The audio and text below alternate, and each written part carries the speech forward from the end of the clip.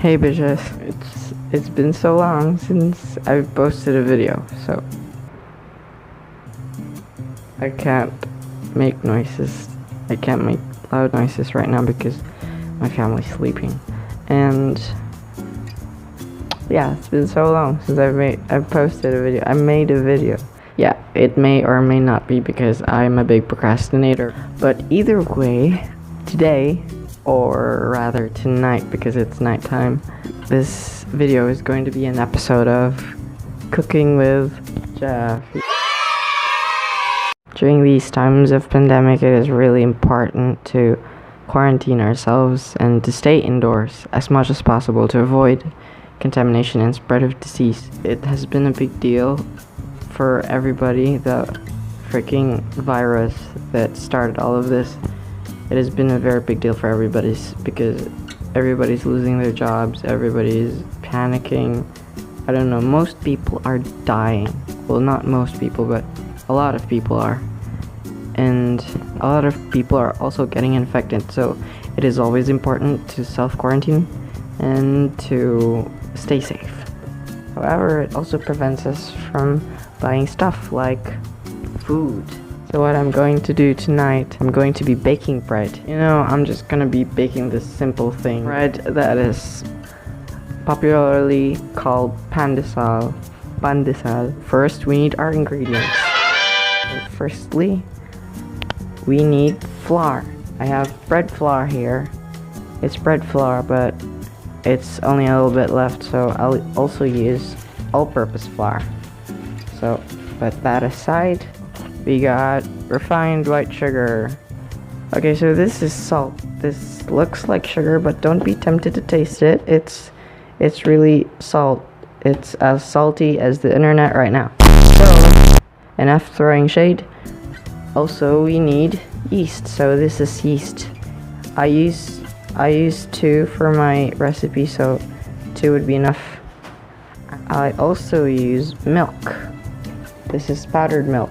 I think you can use powdered milk because I've used it before a lot of times already. You also need oil. I also use baking powder.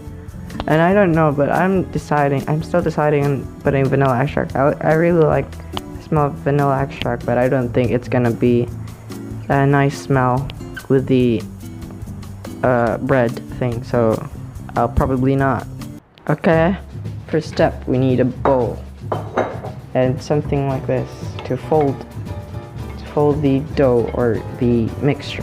This is a cup I use. I don't know how much is the measurement of this, but this is the cup I use and it turns out good, so I'll just use this.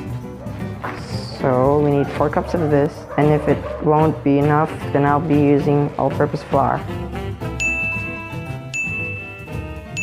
4th cup. And then mix 1/2 cup of sugar,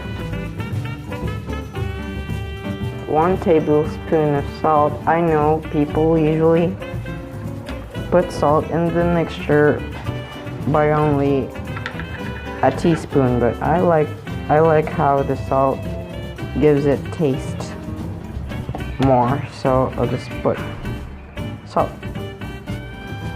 And 1 tablespoon of baking powder. So we're gonna set this aside. Okay, set this aside here. We're gonna be making our milk, yeast, sugar mixture. 2 tablespoons of milk, powdered milk in my case. Get real good to dissolve the sugar and the milk in there. And then after this, we're gonna add the yeast. So there's the yeast.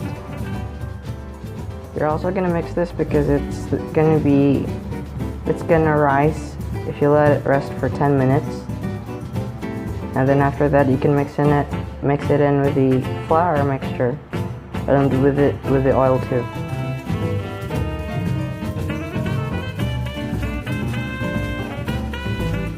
Alright, so our yeast is ready. And what do you think this is?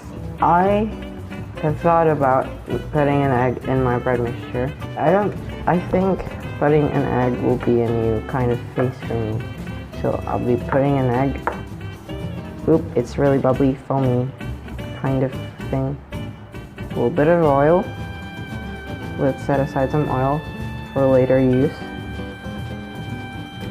and just fold it. You remember when I said I get creative? Yeah, I'm putting a little bit of food coloring there. Boop. There, that should be enough. I wonder what the final product would be like.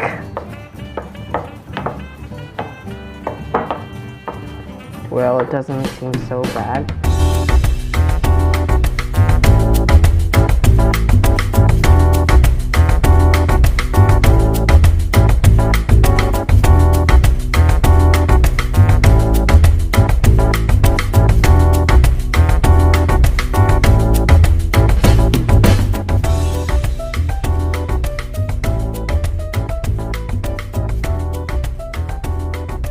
Okay, so after minutes of mixing, folding, I'm still at this rate, so I'm just gonna start kneading at this point. Spread the flour, put some on your hands too, so that the dough won't stick in your hands. Dough's really sticky.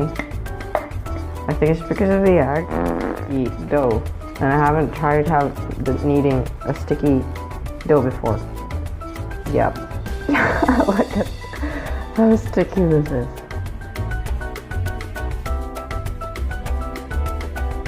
One eternity later.